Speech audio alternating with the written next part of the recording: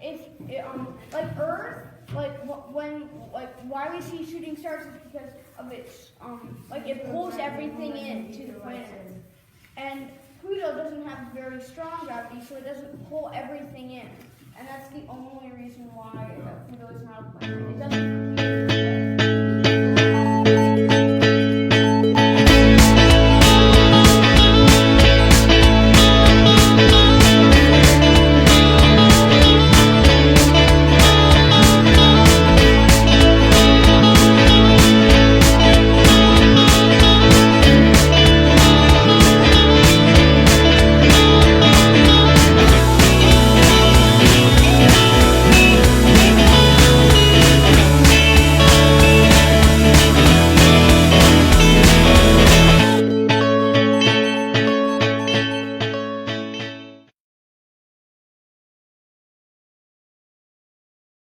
We have our next planet. What's our next planet?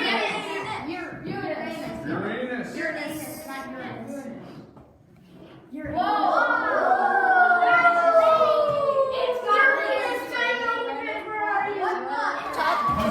It kind of looks like a person. That's what I was literally just thinking.